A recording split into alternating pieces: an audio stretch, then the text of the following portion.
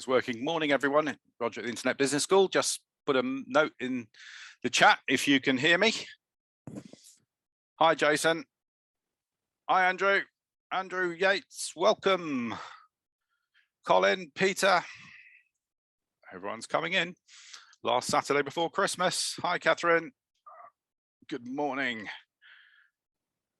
And Martha's here and Roy's here. Everyone's coming in. We'll give it a moment or two just for everyone to come in. And I'm praying that my Amazon delivery doesn't arrive because my dogs will be cracking off. I've put them in the other room, but hopefully my my headphones will stop the barking. You never know. Okay, good morning. Hi, Robert. Jason, thank you. I do look well, don't I? I thought I put the camera on for once. It's always nice to see people. There we are. Morning, Tony. Oh, some people have raised hands.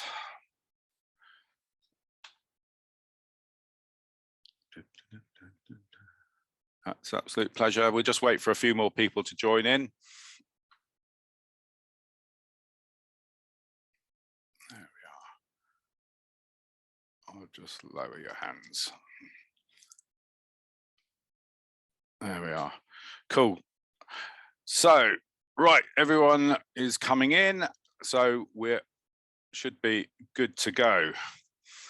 All right. So this morning on Saturday School, I'm going to start off with me for the first stint before I hand over to our very special super guest, Mr. Simon Colson himself, who's joining us. Okay, with a bit of an offer for you. So let's just click over. So what I'm going to be covering today, okay, is talking about something called low code and no code. Which is something you might well have come across, or you might well have used and not actually noticed that you've been using it.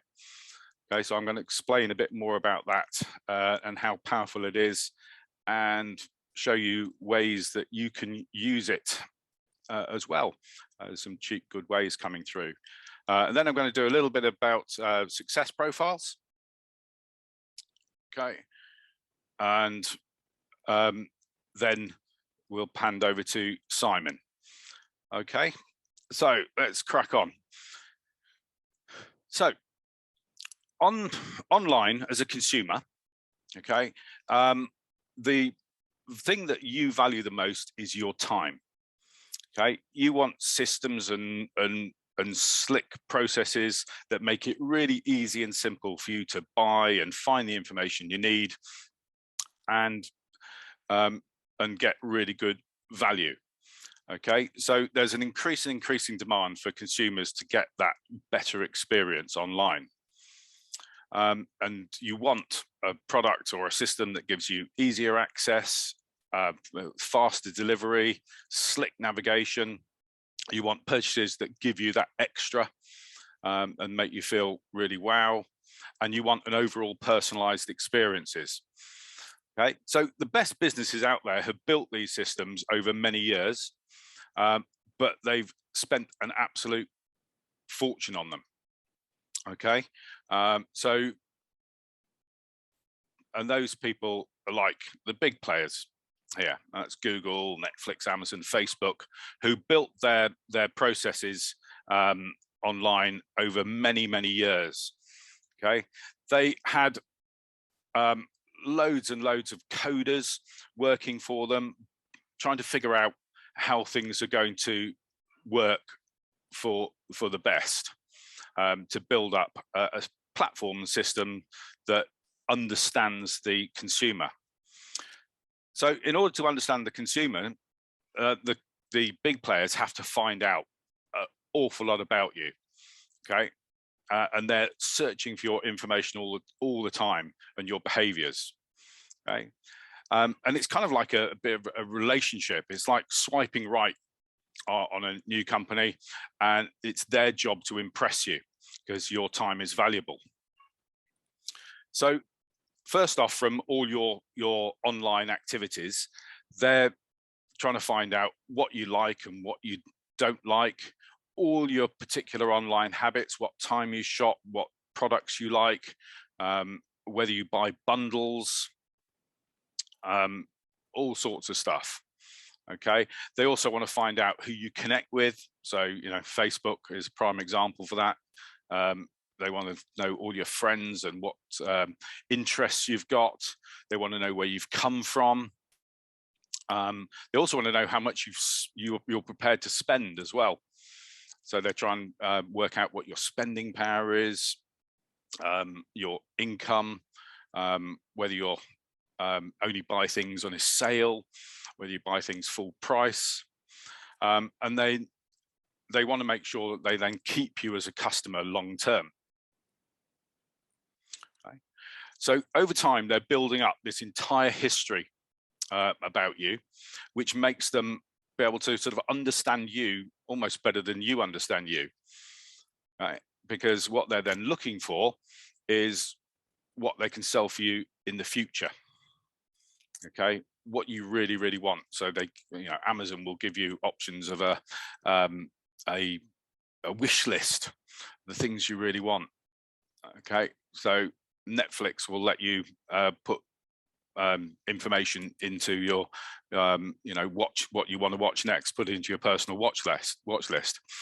Okay, so they've spent ages and billions of dollars building up these platforms, and they're all based on a database. Okay, so everything that you've ever done literally goes into the most big spreadsheet equivalent of, or an SQL database, I think it is. And so it knows exactly all your sort of data points and relationships. And then they create a platform, kind of like an app platform, that looks up your information and presents you with a view when you log in of stuff that's relevant to you. So what I see when I log into Netflix is going to be entirely different from you. The same in Amazon and Facebook. What it shows me is going to be different to you, because it's personalized to your profile and what you like. So they've had these coders who've been working on these systems for all these years, and the coders have built little sections of blocks that the companies can then use to build other processes. So, for instance, like a login box, a simple login box, they can just sort of reuse that time and time again. Picture carousel, shopping carts, all sorts of little elements that go into your view screen that they can then just populate with the data. Okay, so over time, there's been lots of work done by these companies, and they built them individually. Okay, they haven't shared their information. That's their setup, and everyone else has to go and build their own stuff. So they're doing it because overall they're good salespeople. Okay, they want to know their customers, and essentially the bottom line is they want to make more money. They don't necessarily want to control the world with your information. Their job is to make more money. Okay, so over time, there was a chap in Japan called Mr. Shigeo Shingo, who is a cheery chap there, but he had a quote. He was a Toyota production engineer, and he worked as a systems analyst, but in the old-fashioned manufacturing side, and he was tasked with developing the organization and operational excellence within the car manufacturing business. And he said his mantra was that you know, everything is there to improve for purposes of improvement. Things have to get easier, better, faster, and cheaper. And those are the goals of improvement in the order of priority. So why is that important and relevant to no code? Okay, basically, the big companies have spent all this money okay, to make things easier, better, faster, and cheaper. And when that happens, other companies will come around and get involved and say, well, I can try and use that technology to make things easier in my market, to make things better, to make things faster, to make things cheaper. Okay, and you see that happening all the time.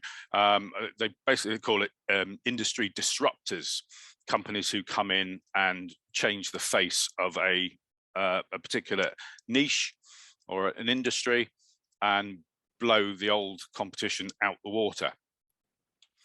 So with the processes that the big boys set in place, essentially in the old days when they first did it, it used to be incredibly hard and incredibly expensive and take an awful long time. Okay, but as things have got easier, better, faster, and cheaper, more companies are able to afford that technology. Okay, so now it's kind of just hard and expensive. Okay, so it's not something that, you know, we couldn't go out and necessarily build an Amazon platform ourselves. You still need a lot of money, okay, but it would be a heck of a lot easier than it was previously. But with the developments in code, no code, and low code apps, which I'll show you in a moment, it's now it's very soon it will just become cheap and easy. And when it gets cheap and easy, it then allows the technology and the options to and the availability to filter down to, you know, small and medium-sized businesses, to individuals, to apply the same techniques to your own business. Okay, so if we just have a look, just think about industry disruptors. Okay, people who have come into businesses in the past. Okay, there's famous ones out here, and you will know of a load more. Okay, so established leaders, Blockbusters. Okay, pop in the chat who came along and disrupted Blockbuster and blew them out the water. Does anyone know? I'm sure you do.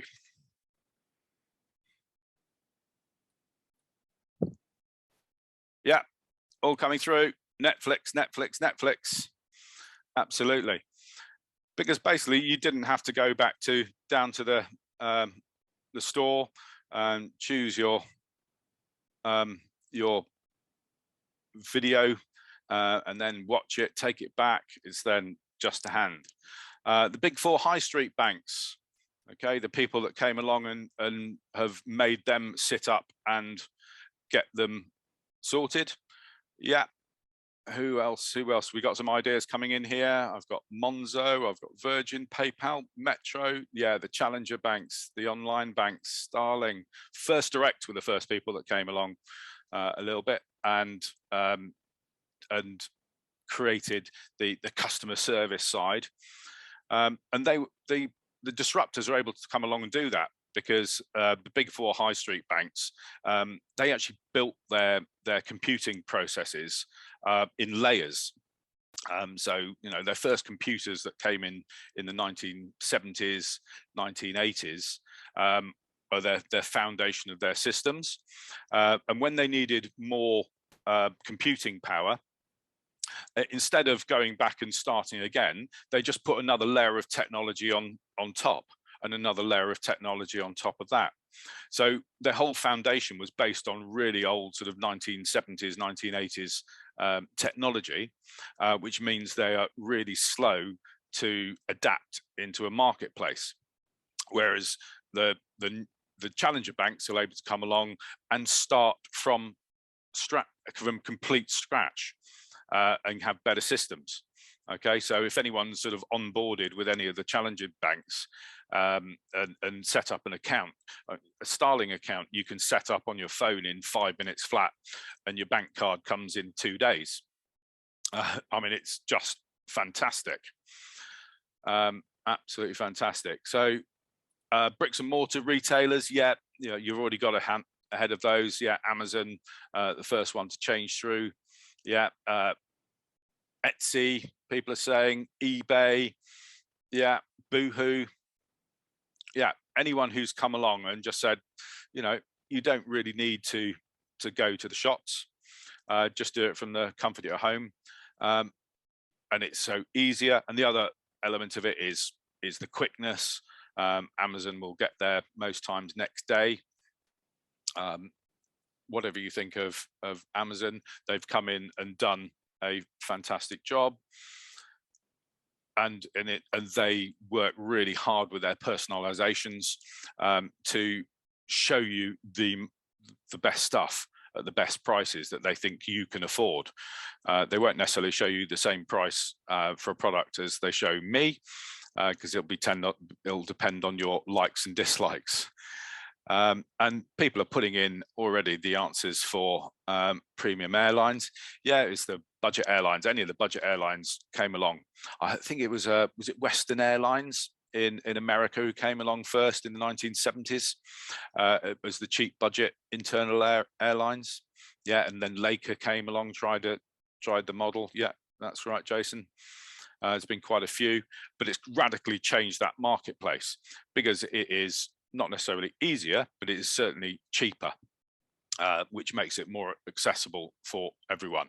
And there's more examples. I think some have come up in chat already. I just came up with Noom. So Noom are putting absolute pressure on people like Weight Watchers because it's that super personalized system. I bet, you know, in the audience we've got today, I'm sure there's people who have used or use Noom. Is anyone going to admit it? Yeah. I won't mention names, but yeah, I mean, they're fantastic. They do a really good job. Purple Bricks came up in the chat. Yeah, they've just come on and completely changed the way that you can sell your house.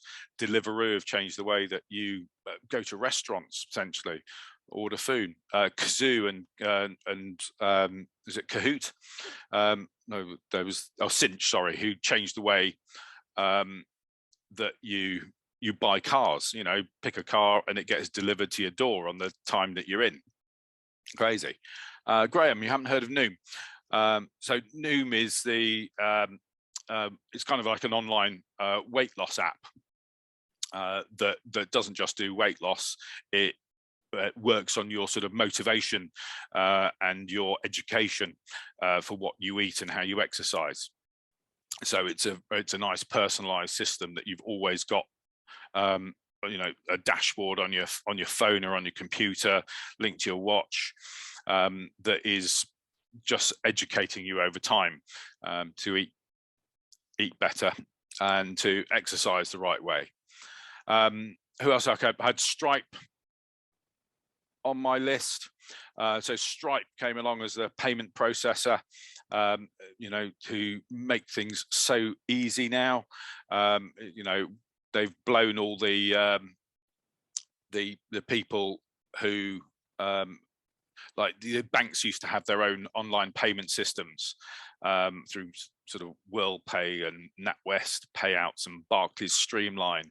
Okay, they kind of exist still, but every online retailer will use Stripe because it's so easy. And I think I saw the other day that they're still privately owned, and I think they have a market capitalization now of just short of $100 billion. Absolutely crazy. They're mad. William, you haven't heard of Starling? So Starling are an online bank, and they're really good. I know a lot of people who use them now. So you can use them as a private account or a business account. Really easy. Okay. Hello Fresh. Is that the Amazon side, Jason? Delivering food to your home? Yeah. And I've got Uber and Airbnb coming in. And I had a Homemade in there. Oh, sorry, I just went back a moment. Let's just go back. I just clicked ahead a moment. Homemade is an interesting one. Has anyone heard of Homemade? They kind of operate at the moment, I think, pretty much in London. No. Okay. So Homemade are a residential letting app, and essentially they use WhatsApp to link landlords with their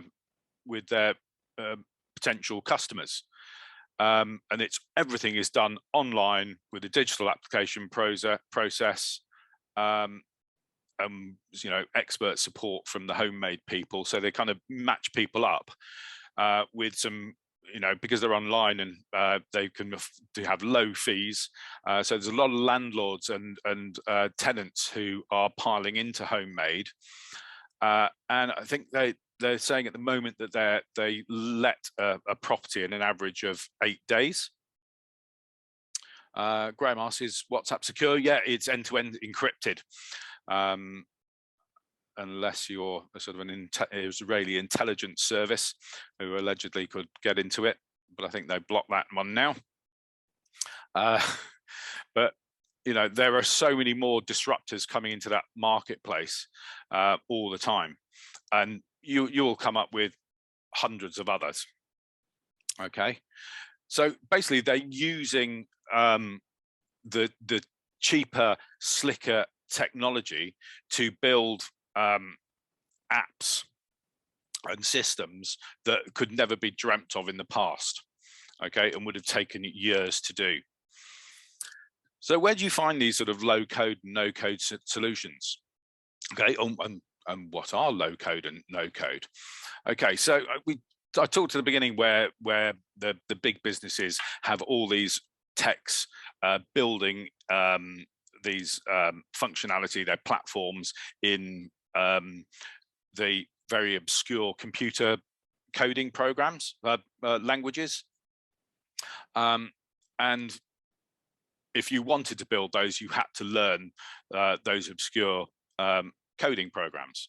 But now there are the platforms have come along that say, oh, okay, you don't need to do that, because you can use, with a little bit of coding experience, you can build great platforms, okay, and build your own apps.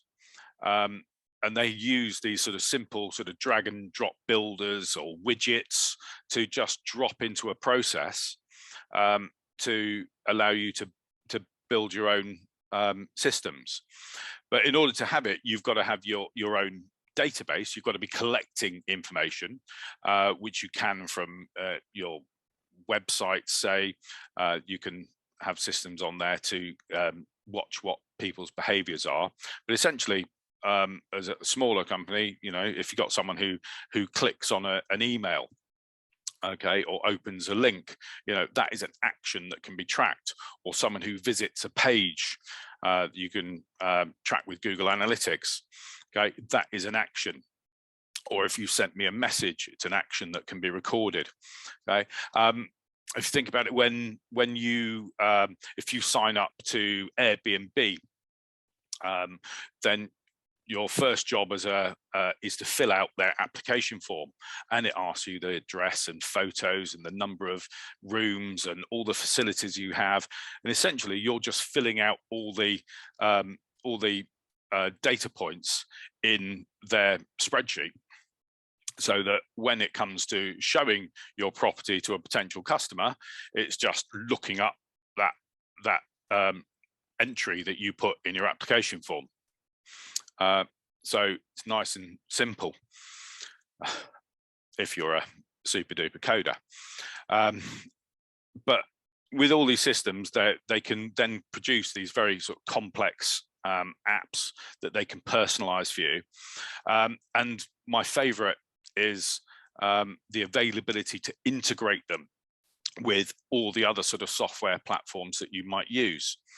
Okay, so you know, I'll be integrating my my payment links with Kajabi, so that when you buy a course from us, you're given automatic access, or you're added to a CRM system, or you're sent a welcome email, or you're added to another spreadsheet. in the office, there's so many different automations that you can use, which I've covered in, started to cover in some of my previous Saturday schools. But low code and no code essentially allows you to access those potentials, okay, without being a coder. You know, you might have to have some skills, but essentially you can then build apps yourself, or processes for people to use in a much easier way. I think it's important just to mention, when I talk about an app, it's not just an app that you download from the Google App Store, or from the Play Store, or from Apple. Okay, they I don't, depending on how much you use the internet and what platforms you have, you might start to notice that some of your the places that you log in at, some of the online banks, or have a URL that goes as app.clickfunnels.com or app.kajabi.com. Yeah, and these are the sort of special app windows that the medium and large businesses are using to present your data. It's worth having a look out for them. Okay, so an app isn't just restricted to a phone. It can be an app on a computer as well. Okay, so just examples of low code sites. I've had some people have been putting stuff in the chat already. Yeah, so things like Zoho Creator, Airtable, WordPress is probably one of the big ones, you know, because you're just using those sort of, it's low code because you're still able to do HTML in there as a programming language, but you're just dragging and dropping functionality into your web pages. Okay, you didn't have to build a picture carousel from scratch. There's just one that you, or several that you can just drop in. All your plugins are what other coders have done that you can just drop in anytime you want. Okay, is Glide an app builder? They've all got some wonderful names. I think Glide works. Do you know what? I'm just going to say I don't know, but we'll Google it in a minute. Okay, but there's more there. There's Twilio, Squarespace, Jotful. Okay, they're all ones that are pretty much no code. You don't need coding skills to use them. They are just a link everything up and drop things in. Tim Q&A says Groove. Yeah, Groove Funnels is like that as well. Danny was asking, Stripe work in African countries? I believe it does, as long as they're on the not on the banned list, they would still work. System E, yeah, that's right, Jason. That's another sort of no code app. Thank you. Just for my ease, guys, if you can just for any questions, if you can avoid the Q&A section and just put questions in the chat, because I'm looking at several screens at once already, and the Q&A is just one more box to open on 3 screens, and I'm only a bloke, so I just can't cope with all this multitasking. Thank you.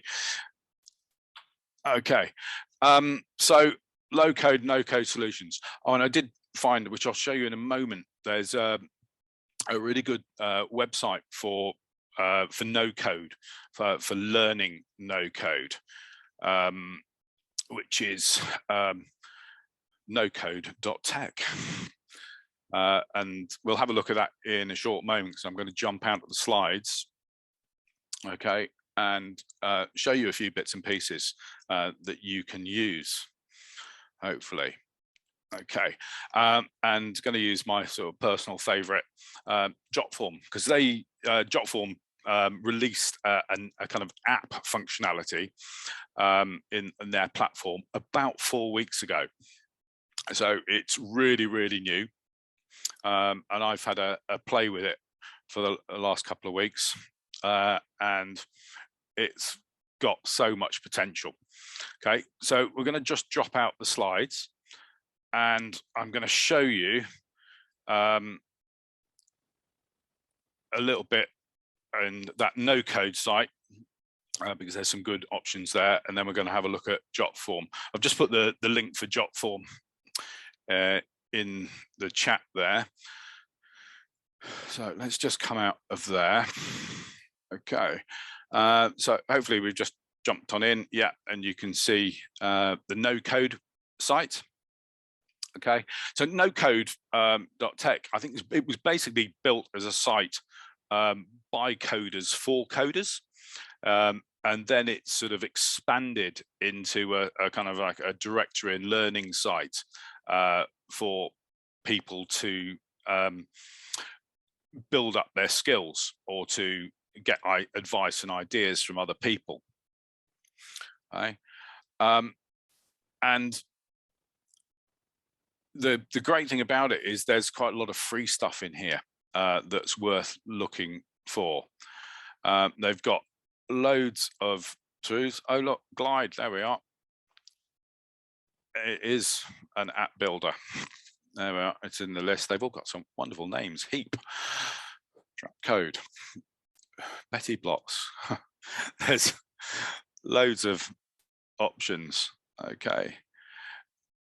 David, welcome. Sorry you're a bit late. I know internet can be a bit of a pain, but don't worry. Hopefully this has been recorded and we'll pop it into the YouTube site in the next week or so. Okay, it might get a bit delayed by Christmas. Okay, but no code is a great site for looking at for information. Okay, there's a tool section which is kind of like a directory of useful stuff. If it works, there we are. Okay, so these are the bits that they recommend. Okay, there is a little bit of paid recommendation going on to pay for the site. Okay, but there's good sort of directory of things like, okay, yeah, go use Google Analytics for analytics. Outsetter, I haven't heard of that, but for logins, membership, payments for your website without coding. Okay, there's loads and loads of stuff that's worth having a look at. The free stuff is quite useful as well. Some of this stuff is paid, some freed. If you need a name generator, it'll point you to the right link. So there's some free sort of Shopify name generator if you want to look through online course platforms, newsletter platforms, PR tools, productivity. Okay, so there's a good database of stuff to go through. And if you're interested, they also have a university where you can learn to use no code and low code. Okay, just have a look. I think at the moment they are, I think it's £40 a month to join the university, which is, as an investment, could be really, really big. Okay, could be useful because there's a lot of people who are going to need these skills going forward, and I'll show you a bit later how big the market is going to be, and I'll blow your mind. Okay, so it's, well, if you're that minded, this could be a really good section to get into. Okay, so no code. I'm sure there's other people that that teach this sort of coding. This was the first one I came across, so maybe worth doing a little bit of research as well. Okay, but it's just showing you there is a lot of resource out there already. Okay, one of the, I said about Jotful. Okay, Jotful just released this new system. Now, it's not a fully functional app because it's not kind of looking up in a database, but it's giving you the functionality of an app. Okay. I can just see a couple of questions coming in. If you just bear with me, I'm just going to want to go through Jotful a little bit while I'm in the flow. Okay. So the Jotful apps, essentially, they are drag and drop builders. Okay, that you can host and just share via a link, an email, or a QR code. Okay, and I'm going to show you. I'll show you a link to one in a little while that hopefully you'll enjoy, and you can see how easy it is. Okay, at the moment they've got over 300 different templates to work from. About a week or so ago, that was about 200. So they're releasing them all the time. So, you know, there's a course login. There's, what else have we got here? I'll show you all the templates in a moment. There's loads and loads of them. Okay. A task tracker, a restaurant login, registration forms. Really good.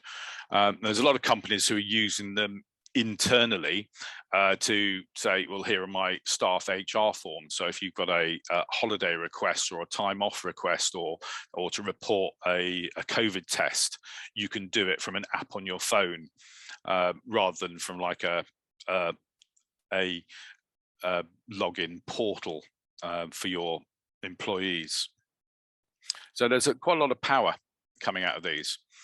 Okay, and yeah, you can use the Jotful forms to build apps as well. So if I just zip back up here, sorry to speed through a bit there, just to have a look at all the templates here. They have some nice categories that you can go through. Okay, there's a patient management app to where people can enter data, or they can get links, or there's booking apps for restaurants or for coaches, barbers. Okay, so these are all for the sort of small businesses and small use, and so gives some really good power for you to think about, and it's well worth looking through, because there might well be stuff that you can use here in your businesses, or for, you know, online or in your work. There's lots of stuff: sign-in apps, social bio links, wellness apps. Okay. Merin asks, where is it hosted? It's not really hosted. It's just built on in your Jotful account, which I'll show you in a moment, and people are just sort of accessing it from a web page. Okay, so it's all within, I suppose the data is all held within Jotful for you. Okay, if I just zip across to another page, I've got one of the apps that I've been working on to show you how easy it is. Okay. And I've been building an app for our favorite singer-songwriter, Simon, as you do. Okay, and I'll just open it up. Now, so far, I've probably spent about an hour building this. So just got a bit of a heading, and I've got some of Simon's videos from YouTube, some of the latest ones. Okay, and then I've got links to his YouTube channel, to his website for more music, and for Simon's merchandise, because everyone wants a Simon iPhone case, or a hat, or a hoodie, and a Simon mug. If you order now, you might get it in time for Christmas. Okay, or Simon's album, signed album. Okay, I can add extra pages. Okay, And just to show you how easy it is, okay, all this is just dragging in elements. Okay, so I can add in here a form or a heading or a paragraph of text, a link, a PDF document, drop in a photo, or those buttons. There's image gamblers, sliders, videos, okay, tables, reports, sent box, lots of stuff. And then there's all the sort of extra widgets. Now I have a paid account with Jotful through Internet Business School. So there might be some functionality that I'm seeing in my account that you don't get in the free account. Okay, so I think I dropped the link in the chat. So there are you can start this for free, okay, but there's basically a slight limit on the functionality and a limit on the number of sort of times that a form can be accessed over the course of a month. But you know, if it works for you, it's worth paying. You know, I think every now and again I go on here, there's a pop-up offering me 50% off the next versions. Okay, but we've still got, you know, space within our account, so I don't need to do that yet. But it's worth looking at. Okay, so a couple of questions just while we're going through that. Yeah, David, I've just done the pricing. Okay, Lorena just asked, hey, Roger, does this mean coding will eventually become obsolete? No, it doesn't, because you need all the information. You need coders to build this functionality, okay? So coding, if anything, will become, you know, more important.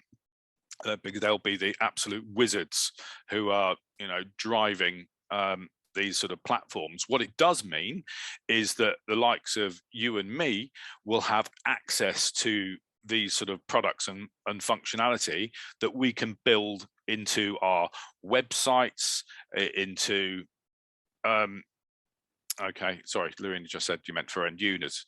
Yeah, you probably don't need to have any code. They're going to make it easier. They're going to make it quicker. They're going to make it simpler. Okay, they're going to make it better for you. So the no-code sites are going to grow and grow and grow. Okay, I saw it predicted that your traditional WordPress website, the sort of scroll down saying, this is what I do, this is what my experience is, this is what I'm going to sell. Okay, in 5 years time, those sort of websites will be old and defunct, and people will be looking to get this sort of personalized app experience. And you know, disruptors will come along, and they'll be providing you that functionality at the sort of at the ground floor level. So there's great potential. Peter has just said, can we sell these apps to companies? Well, this is where I'm going to get to. So I've talked about the ability to learn these low code, no code systems. Okay, the demand for them is going to go through the roof. So as an industry, you know, people are still going to need someone to put these things together for you. Okay, yeah, I might have spent an hour on this, but you might be looking at this going, oh, this is a bit of wizardry. I need to get someone to do it for me. Okay, so, you know, as an outsourcer, you might be offering this as a service. Okay, and then I'm going to just show you how easy it is. Okay, I'm pretty sure that Simon has got a new video. Okay, so this was is walking in the air. Okay, that's fine, and I'm pretty sure it is this widget, the video widget. So I'm just gonna pop that across. Okay, that just sort of drops in a new widget, and if I just go to Simon's YouTube, oh look, it's Coldplay. God put a smile. 5 days, 47,000 views. It's going well. Okay, so here's Simon. Okay, I'm just going to pause that video, right click on it and copy the video URL. That's all I need to do. And I'm going to go back to this block here, and in the settings, I'm just going to literally, hold on, this goes a little bit slow. Let me just paste that in there. Oh my word, easy as that. Okay, and I've added an extra video into the app. Okay, so super easy, super easy. There's other bits you can add in here. You can customize the splash screen of how it appears when you open the app on your phone, and the app name and the icon. And then when you want to publish it, you can have an embed code, or you can have a QR code, all sorts of stuff. So it's just so super easy. And Simon, if we want to put this out, then it just gives you that option to spread the message really, really easily. Okay, and get people to the website for extra traffic, and get people to the Simon Score, where you could buy a CD or a phone case or a mug or t-shirts and a baseball cap and a laptop sleeve. Everyone needs a laptop sleeve. There we are. And join a mailing list. Okay, just thought I'd get that in there. Plug, plug, plug. Okay, so that's how simple Jotform is. Okay, as a Jotform app. Okay, and it's something that you could wow people with. Okay, as a functionality. Okay, and I'm going to show you the links to that app in a moment, so that you can actually download it, have a look at it, see how it works from your end.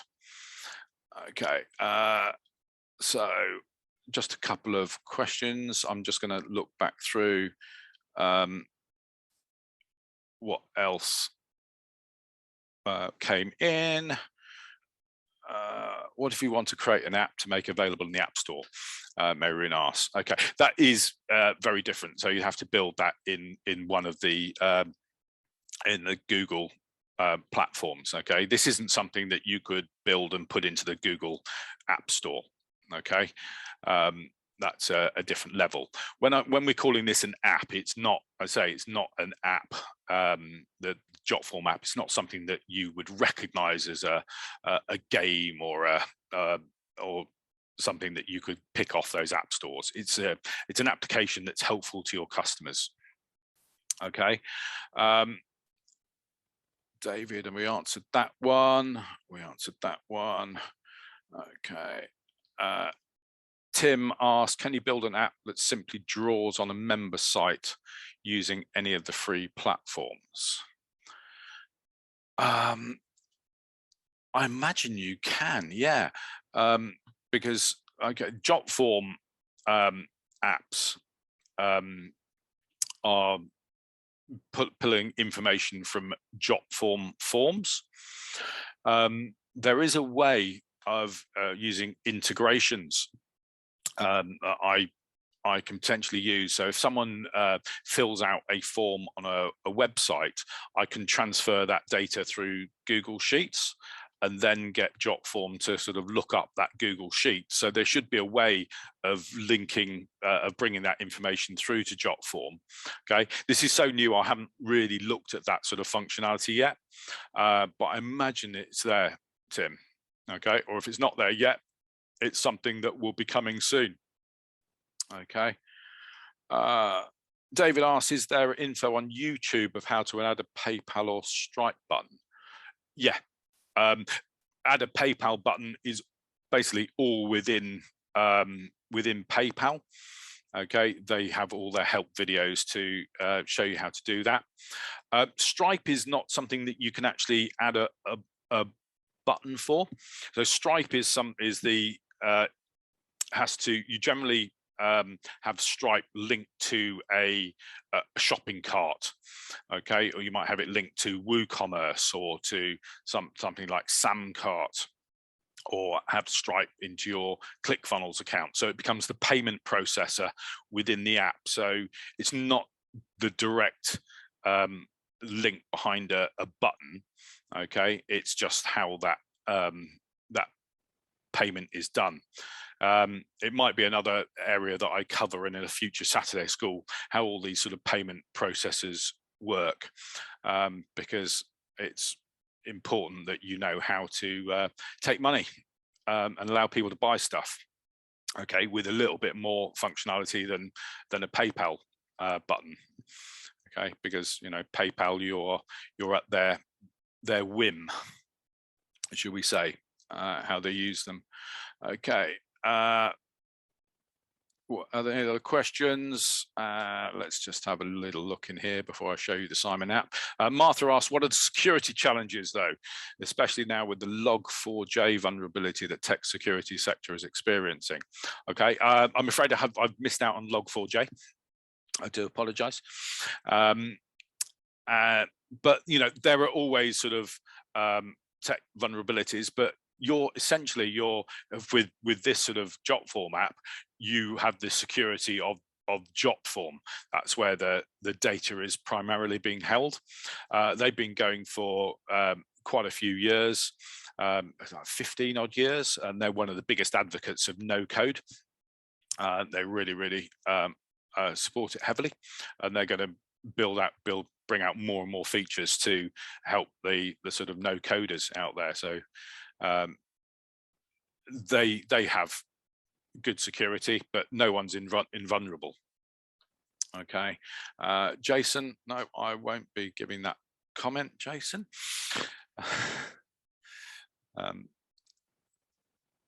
Lorena, also, what software do people use while creating customized, tailor-made graphics and illustrations, i.e. ideas from the people's mind to portray it visually on the screen? Right, graphics, customized, tailor-made graphics and illustrations. Yeah, do you know what? I mean, in the past, I suppose people were using things like Photoshop to do their graphics, or a lot of the Adobe software, and you could spend, you know, a lifetime learning all the tips and tools in Adobe and Lightroom and things like that. But then that's another market that's going to be disrupted by people coming along, bringing out simple apps that are free, that give similar functionality.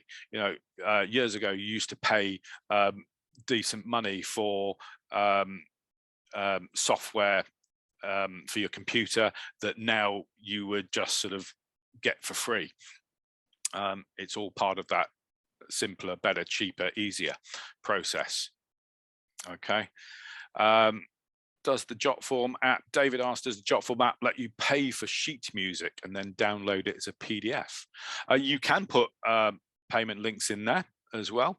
I would just look through the sort of features section of availability. I haven't used it for that sort of format, but I could imagine it working. Okay, but you could just sign up for a free account and have a play and see if it works. Okay. Oh, Tim says he's asked a number of providers and that sort of thing, and they have said on the way soon. You know, but realistically, you know, buying sheet music is just having a PDF. So that is behind a payment wall. So you just get someone to have a payment and then send them the hidden link to the PDF to download. You could do that on a website and just have your PDF hidden on your website, and then give people the link to it in the media. So that should be fairly easy. Okay, Mike, I'm trying to catch up with these questions. Mike says, yes, please, would like a future Saturday school on Stripe and other payment processes. Okay. I'll try and do that one. My slight challenge with it is showing you stuff with it live, because, you know, it's got a lot of sort of, our accounts have obviously got a lot of personal data in it. So there might be stuff that I have to sort of pre-record and blur out and things like that. And also I can't really sort of show you the setup process of setting up a Stripe account, because it kind of takes a bit too long and you have to have documents, etc. But I'll try and figure something out for you. Okay. There we are. Okay, one last one. Okay, Roy asked, can I use Jotful template as a replacement for the traditional squeeze page? I suppose you could, yeah. You know, I think a Jotful app like this. So if you were a affiliate marketer, say, you could have an app that had your products and links on. And I'll show you in a moment that I put some links from this Simon's app into to take you to his website. So I don't see any reason why you couldn't just sort of put some affiliate links in there. It's definitely worth a go. That's cool. Okay, so two more questions, and then that's it. We must grab on, otherwise Simon's going to be chunking the bit. Okay, Danny said, how do you rate progressive web apps in this area? Okay, that's a little bit beyond me, Danny. I'm still learning a bit more about these apps, so do you know what, I'm gonna have a pass on that. Okay, sorry. Can you white label the app? I don't think so, Maroon. At the moment when it comes up, it still has the sort of Jotful link on it. Okay, so right, I'm going to pause questions there, okay, because there's a lot on, because I'm much more excited to actually show you Simon's app in process, so you can see how simple it is. Okay, so let's just go back to the slide here. Okay, so there we go. Here is a look of Simon's app. So if you've got a phone handy, you can use the QR scanner on the slide on the screen there to QR it onto your phone. Okay, and if you're just running on desktop, I've just put the page link in the chat. Okay, so if you manage that will sort of pop up on your phone, and it will ask you if you want to add it to your home screen as well, so that you have access to it all the time as an app shortcut. Okay, because effectively it's taking you to a web page, with app functionality. Okay, but there we are. You can have a little bit of a play there and just sort of see how simple it is just to share in that way. Okay, and how much of Simon's music you can enjoy anytime. Okay. Tim asks, why the double I in Simon? Well, because it's a completely different person, that's why. The musical creator who just bears a resemblance to our great leader at the Internet Business School just got born with a double I, just to make him stand out. Okay, right. So there's a Simon app. Have fun with it. But I was going to talk about just one final thing on apps. I was talking about how the business is rising, okay, and why you should be looking at this as a potential area, or definitely to keep an eye on. For some people, it might be the right area to get into as a money-making exercise, because people are going to need this. Okay, essentially, in 2019, there was an OutSystems report that showed that 41% of organizations use some sort of no-code tool, and that was up from 34% in the year before, so it's growing steadily. Okay, in 2019, that sort of no-code market was estimated to be worth around about $10 billion a year. Then there was a massive push of lockdown and everyone scurrying to get their systems online. And post-pandemic, it's the reckon is worth about 15 billion. They've gone up 50% in the last sort of year and a half. Massive market growth. I think there was one. There was a report of one massive online retailer who was scrabbling to get their systems online at the beginning of the pandemic.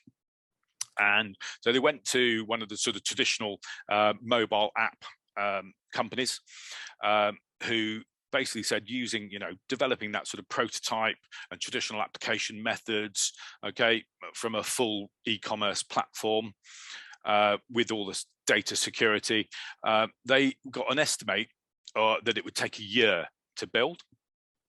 So they then went to a low-code strategy, and the whole project was built, tested, and launched in 11 days, just by using the platforms that were already out there. Crazy. Okay, so with this growth of potential of low code and no code, the estimates of the market size by 2027, wait for it, between 60 and 125 billion. Just let that sink in as an opportunity. Everyone is going to be needing this sort of functionality because it's going to be a market changer. This is sort of, no code is your chatbots that Stas has a training on. Okay, it's just going to be so important, and it's moving forward or getting left behind. Okay, and if you learn this market, there's going to be really huge demand for this. Website developers, there are not so many around now because you can just do most of it yourself. Okay, but some of this other functionality and linking your integrations into your app for your customer benefit, massive. Okay, so I'll just let that sink in. So that's no code and low code. Okay, so my final quick section, okay, is we were thinking when we started sort of 2020, 2021, we were talking about as an internet business school as helping people. We really wanted to see people succeed. Okay, and we've got programs in place to help people. We had our coaching program. Jay has got his Serious About Success Academy, which is really helping people over a longer period of time develop their skills and their availability.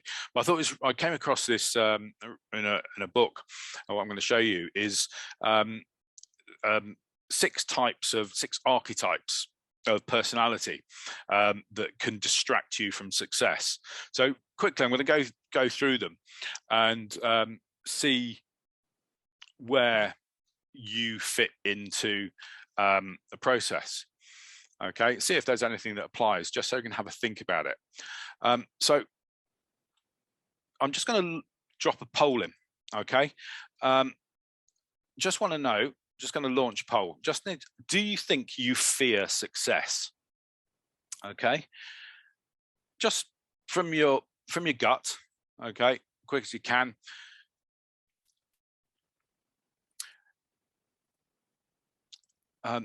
This is all anonymous. Okay, we'll just have it over just an outline for people. Okay, we've got 60, they're still dropping in, 70 responses.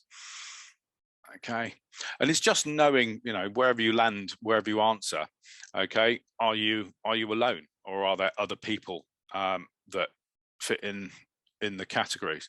Okay, so we're nearly there. Okay, any more, up to 79, 81, 82. Okay. This is cool. All right, I'm just going to stop there. I think we've got most people in. Okay, let's just end that poll. Okay, and then let's just share the results of that so you can see. Okay, so do you fear success? So we had what, 10% of people strongly agree, no problem. 17% agree. Okay, so there's more people who disagree, which is great. Okay, but if you think that there's a fear of success, okay, not a problem. Okay, you're not alone. Okay, and there's things that you can do to change that. Daryl says, are you using quiz funnel? No, Daryl, I'm just using the poll functionality within Zoom. Nice and easy. Okay, oh, we'll come back to that one in a minute. Let's close that one. Get rid of that poll. Okay, brilliant. Okay, so according to a report I read, okay, there are 6 different types of blocks of personality types. So let's see where you fit in. Okay, there's 2 types of goal addicts. There's a disbeliever, a saboteur, a half-hearter, and an inventor. Okay, so let's just have a look at those and one by one. Okay, so there's 2 types of goal addicts. Okay, goal addict type 1 is the super achiever. Okay, someone who's just easily sets goals, achieves them, knocks them out the park, definite overachiever, determined, tenacious. Okay, type of person who says, well, you know, I'm going to get fit, so and now I'm fit, I've done it, hustle until I get what I want. The people who achieve big, they always get their deadlines in. Okay, which is great, fantastic.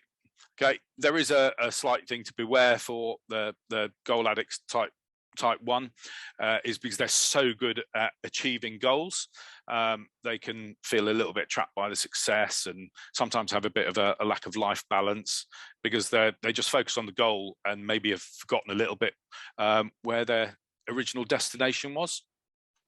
Okay, but that's really easy to fix because then you just sort of take a little bit of time out and reflect on what your life goals are, and then just make them goals, because goal addicts type 1 are really good at achieving goals.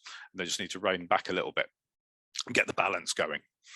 Okay, goal addict type 2 is kind of a little bit the polar opposite. Okay, they're people who set themselves easy, achievable goals. Okay, really small ones. So they always hit their goals, but they don't stretch them. Okay, they're like, I'm going to take the dogs for a walk. Tick, done. You know, someone who writes a list and with wash up or hoover the floor, you know, they're not going to stretch you. So basically, it's someone who aims small and achieves small.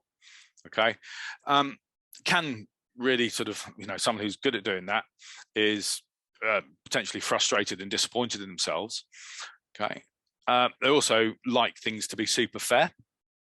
But bottom line is there's a little bit of confidence lack there and being scared of failure. Okay, so the goal addict type 2 is the sort of person who'd say, you know, I never seem to get where I want to go, or I find it hard to visualize the future. They're just looking just ahead all the time rather than something in the distance.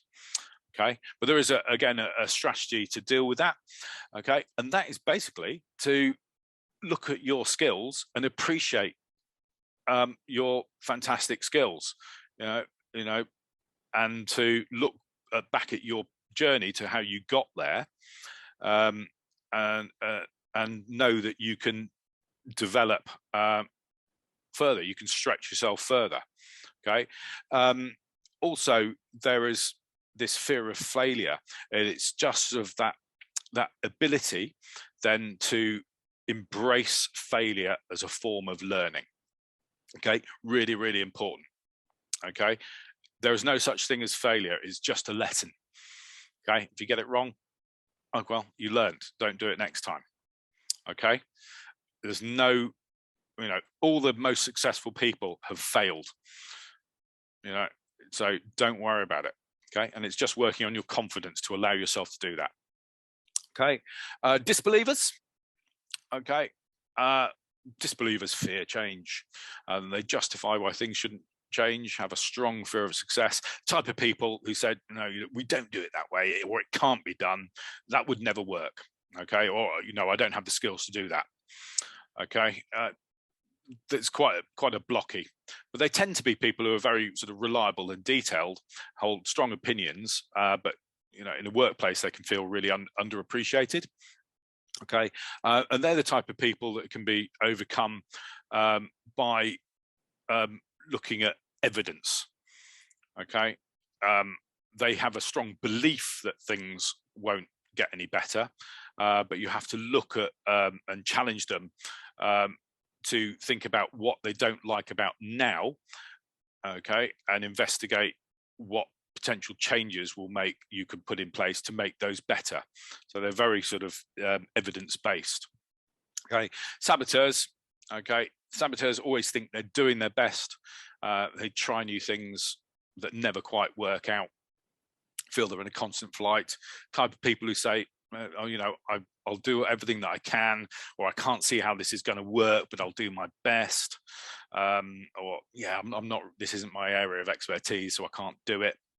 Okay, they just kind of never feel they're good enough or have done enough, easily distracted, and primarily just see the negatives over the positives. Okay, a simple strategy for saboteurs is having a process of looking at head versus heart. Okay, you have to think about the goals and list what they've learned by trying to achieve them, and learn to see the facts of the positives rather than the frustration of the negatives. Okay, and eventually evidence will stack up. You've got to coax them through. Okay, the final two, half-hearters and inventors. Okay, half-hearters love learning but don't fully apply it. I think they've tried everything and tend to ask the same questions rather than sort of moving forward. Okay, and they tend to always have a kind of a valid reason for not trying to do more. Okay, well, I did that before and it didn't work, or I don't think this will work for me. I watched your video and I thought it was great, but I didn't do anything with it. Okay, there are people who find failure really painful and potentially have a fear of standing out. Okay, it can be overcome. Okay, there's a bit there that a tool you can use called just asking yourself, and that means. Okay, so someone comes to me and says, well, yeah, I don't think that strategy could work for me. You just say, right, okay, so what does that mean? Well, that means that you'll have to accept that you can't do it. And okay, so what does that mean? Well, I won't be successful and happy. And what does that mean? It just means you're always going to have that fear. Okay, so you have to question yourself through that process. Okay, otherwise you won't ever attempt anything new. Okay, and the final people, the inventors. Okay, this is quite a difficult one. Okay, because these are kind of people who think that they're absolutely fine and they've got no fear of success whatsoever, because they just sort of create a reality about where they are to keep them safe and comfortable. They're the type of people who've accepted their situation, tried everything, no idea how to change it. Okay, more difficult to deal with, and generally people who need that sort of coaching to help them out of their mind block. Okay, so just a quick poll here. Now, you don't have to fit yourself into one of these blocks, but I think it'd just be interesting to see where you think you fit in, or if you just think, none of these apply to me, then I've given you that option to duck out. Okay, so let's just pop in a little extra poll there.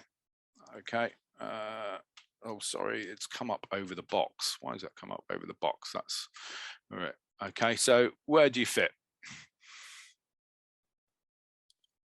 Okay, coming in. Thank you very much.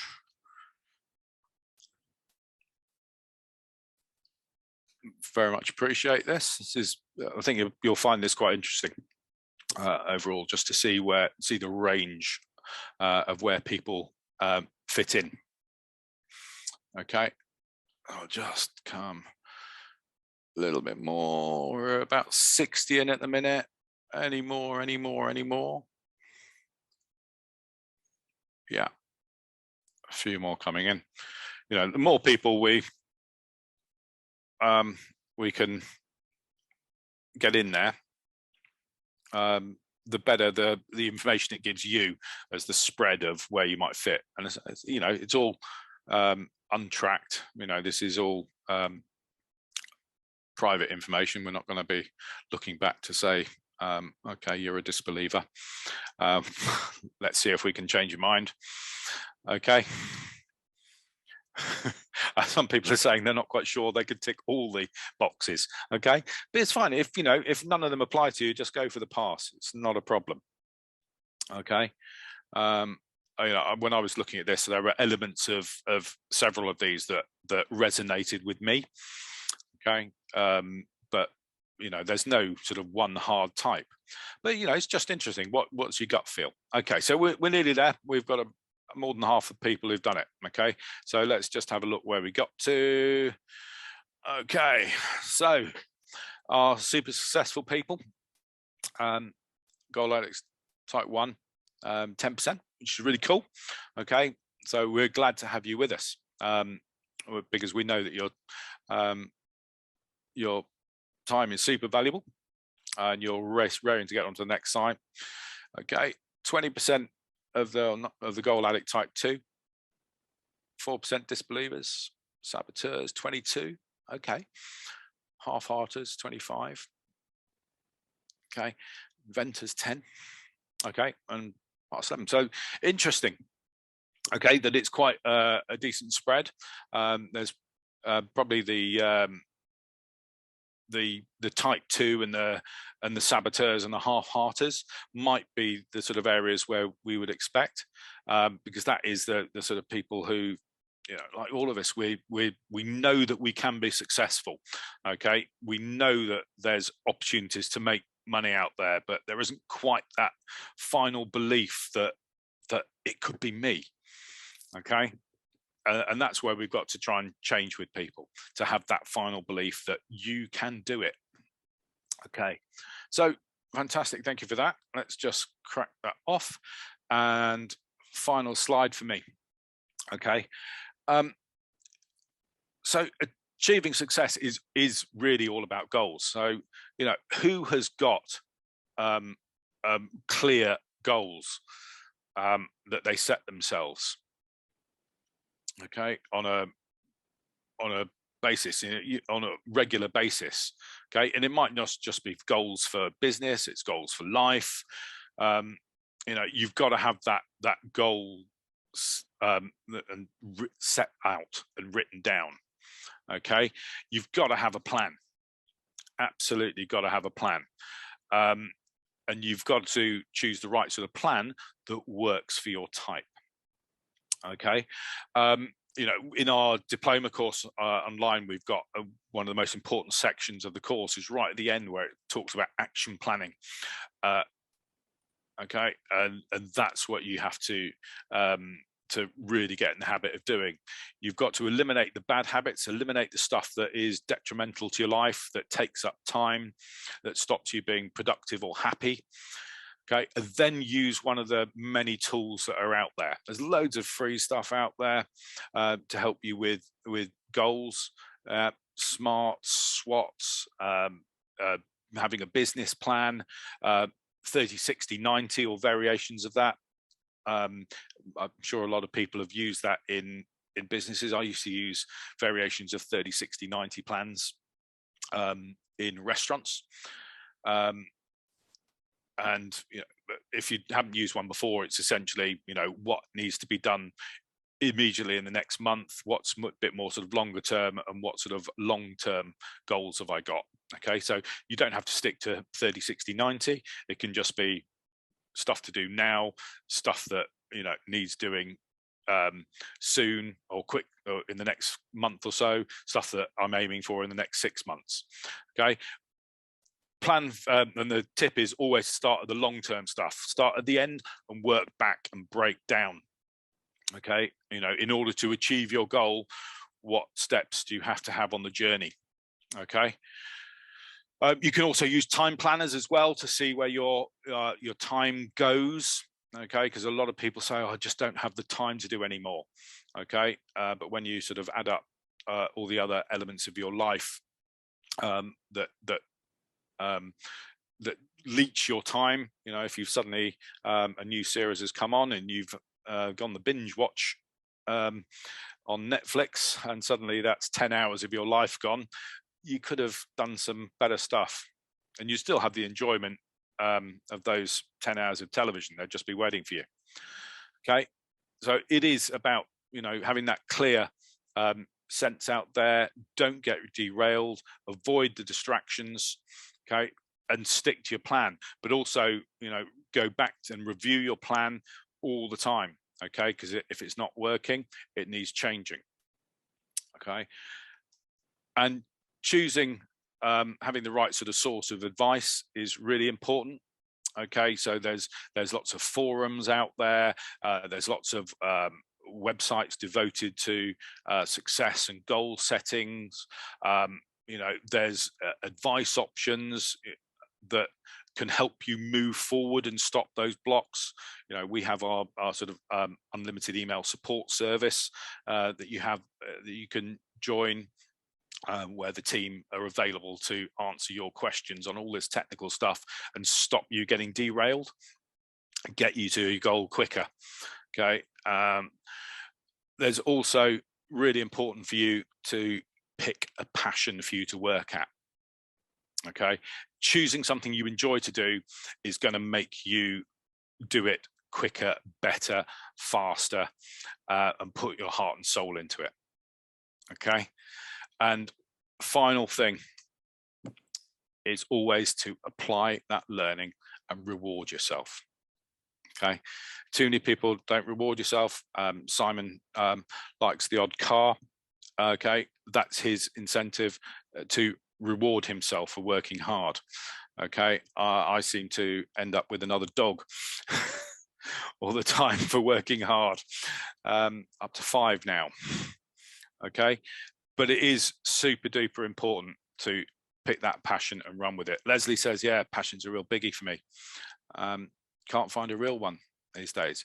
Okay, just strip back to what your beliefs are.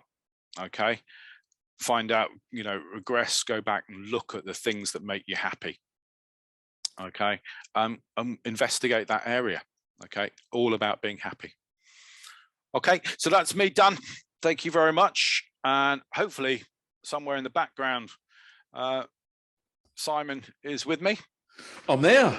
Good morning. Good morning, Simon. How you doing? I'm all good. I'm all good. Okay, right. That's over. Me done. I hope you enjoyed everything. And fantastic. Let's pass over to Simon. I shall stop my video. Cool. Let me share my screen. Okay, full size on there. Put that up there. There we go. Okay, good morning, folks. Let me know that you can see my screen in the chat.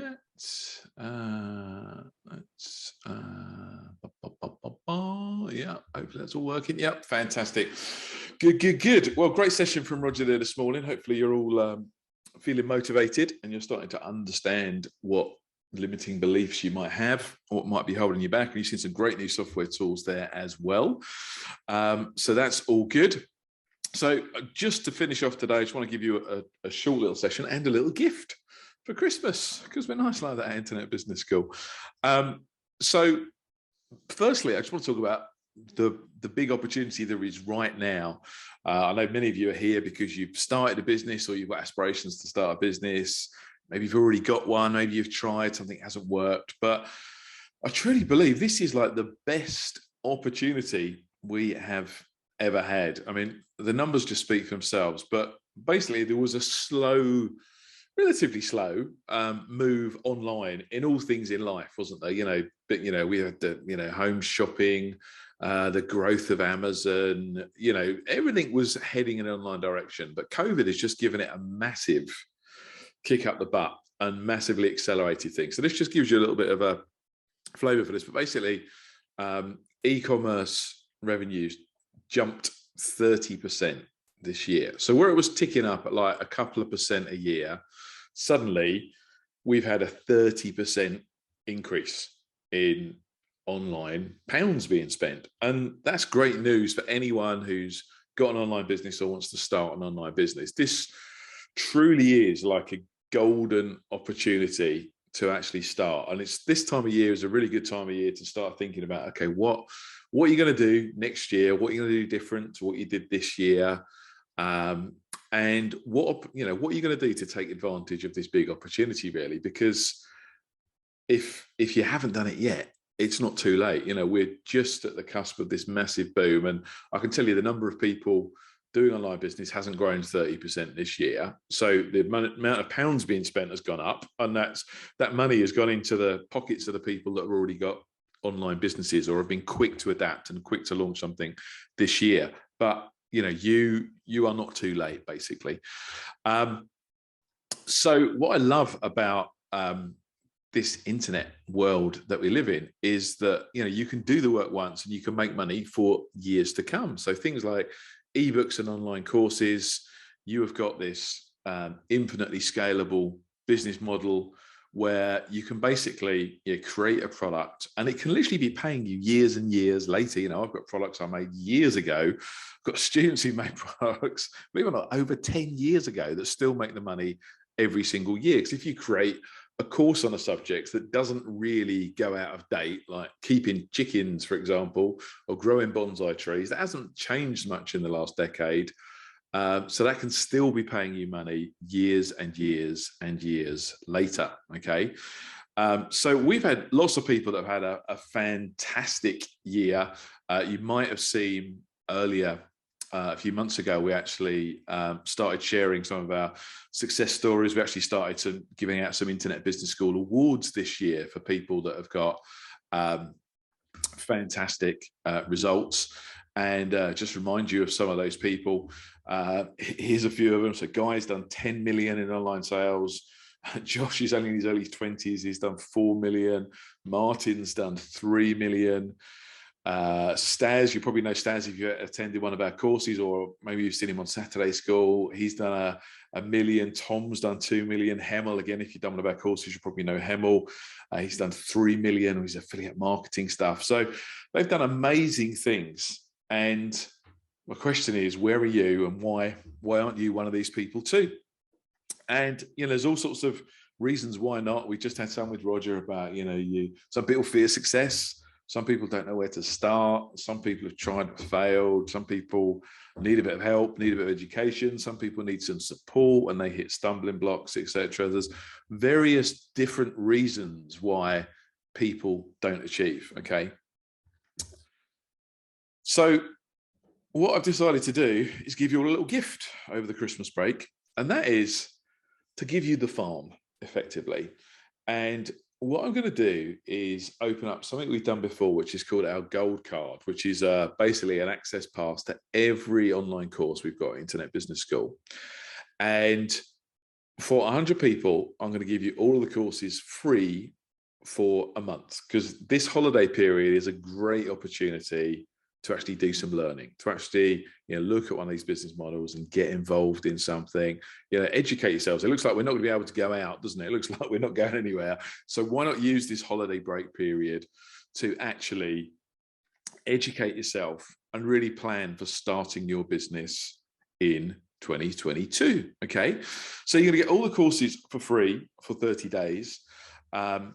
Thereafter, in fact, let's just talk about the courses, because you can see the courses at internetbusinessschool.com, but you've got courses on just about everything to do with internet marketing. So courses about creating ebooks and courses, all the different business models, basically about setting up a digital marketing consultancy, about doing things like chatbots or social media marketing or eBay or Clubhouse or Amazon, but also all the strategies for getting traffic to whichever business model you go for. So getting traffic from search engine optimization or from YouTube, et cetera, et cetera. You can see just a kind of a list of the things on your screen there. So literally, this is giving you all of the courses. Now, so there's over 50 courses. I think there's 53, 4, 5, something like that courses. You get them all free for 30 days. After the 30 days, if you want to keep access as well, we give you the ability to keep access for just £47 a month for as long as you want access to all of that training, which is pretty good. I think you'll agree, considering the value of what you're getting there. It's well over £10,000 worth of stuff. I think it's about 13,500 or something like that of training courses.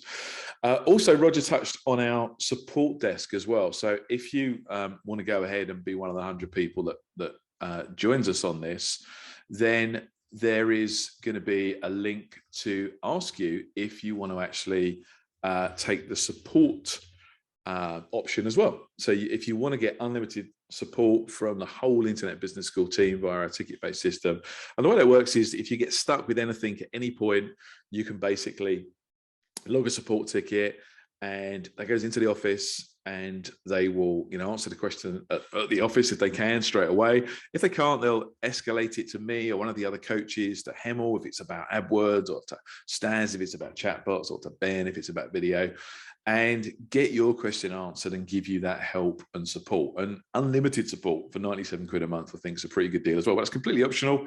There's no catch here. If you just want to have all the courses free for a month, just sign up and then just let the office know within 30 days and you won't pay a penny. It's completely free.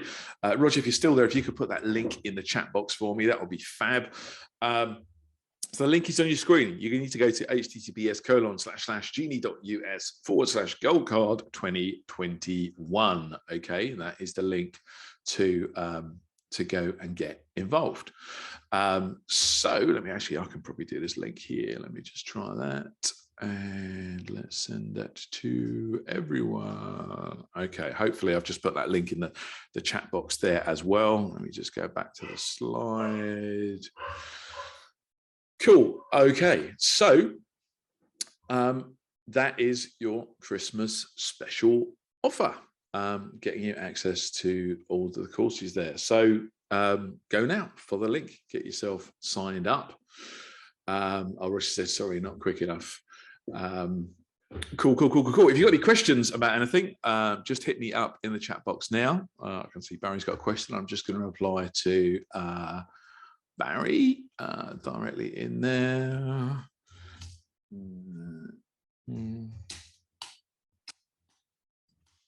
Anyone else got any questions? Let me know. But literally, go sign up. We're opening this up to 100 people. So this is the first grand opening of the opportunity. What we've got on now, 163 people on here. So you can't all take it up anyway.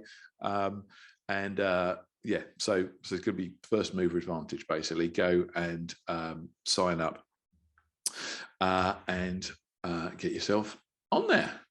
Cool.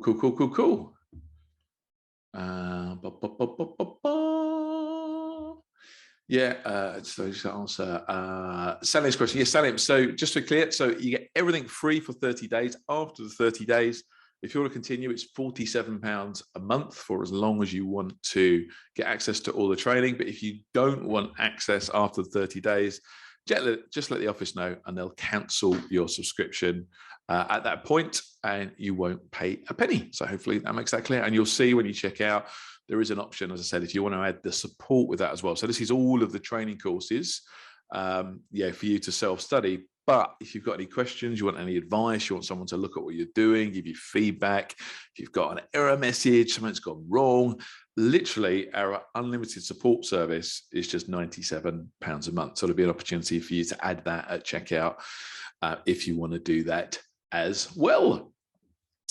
Cool. Let me, Anna says, thanks for the offer. Cool. Enco says, thanks. Good. Good. Oh, Russell says, great. Merry Xmas, enjoying the music too. Good stuff. Yeah, the Walking on Air one's just gone a bit crazy. It got another 10,000 streams yesterday on Spotify. I've got people phoning me up someone phoned me up from a hotel in the Lake District, said, I can't believe it, they're playing your record here. So it's getting loads of coverage, which is great. I've got a BBC Radio interview about that next week as well. So thanks. If you've been listening to the music, somebody was asking earlier about why Simon with two eyes. Basically, you need an artist name to do anything. Like, you need something that's unique. I kind of thought if I used the name Simon Coulson as my musical artist name, then people are going to get confused because they're going to type my name to Google and they're going to find internet marketing, internet business guy. They're like, oh no, I was looking for the musical guy. So I needed a different name that was kind of unique, easy to remember. And I played around with lots of different things, you know, your mother's maiden name, your name you wish you were christened with, etc. But ended up settling on Simon just because it's really short and easy. It's got two eyes in it to make it unique, but managed to get simon.com. And just thought it's a good brand name. So that's why Simon with two eyes. So there we go. And thanks also, special mention to Jason Cunningham earlier, for the reference to shouldn't my walking in the air record be called Walking with No Hair, which is very appropriate. So thanks for that, Jason. Didn't go unnoticed. Cool. Any other questions? Let me know. Okay, I can see your message, Alan. If you just ping an email into the support desk, Roger will be able to look into that for you, support@internetbusinessschool.com. If you've got any challenges with that. If you've managed to get through the process, just let me know. Type I'm in the chat box if you've managed to get on board. That will be great. Lorena says you've got a very good singing voice, Simon. Thank you, Lorena. Appreciate that. Okay, we've got some ins. Luther's in, Peter's in, Andrew's in, Catherine's in. Great. So it's definitely working okay. I can see lots of I'm ins coming through there. So link is on your screen. Link is on the chat box. So yeah, I can't see any more questions. Yes, Andrew, the eBay course is in there. It's about a newly updated eBay course. So yes, that is in there. Cool. So I think we're all good. Fantastic. Right. Well, I'm going to I'll leave the screen up there for a few minutes for anyone that hasn't got a chance to go and get there yet. But I can see lots of you are in, which is great. Remember, we're only opening up for 100 places, so don't leave it too long. And guess what? I'll probably put some music on now, which will be by that famous music artist Simon. I'll stick a few Christmas tunes on while that screen's up there. And great, we will catch you all now next Saturday. No Saturday school. Why? Because it's Christmas Day. So no Saturday school on Christmas Day. We're going to give you a week off. But we'll be back in the new year with more of these. Remember, you can always catch the replays on the YouTube channel too. So fantastic. Glad you are all here, showing up every week, learning new stuff. That's great. So have a great Christmas as we can. Hopefully you don't get the Omicron or any new variations that come along between now and then, and it's another week away. Who knows what might happen in the next week. But have a great Christmas and New Year. Keep safe, and we'll catch you all in the new year. Thank you very much. Thanks very much, everyone. Just a reminder, actually, we're off for 2 weeks because we're Christmas Day and New Year's Day. We're giving you off. Okay, so I think we're back again first week of the new year. Have a good one, everybody. Thank you.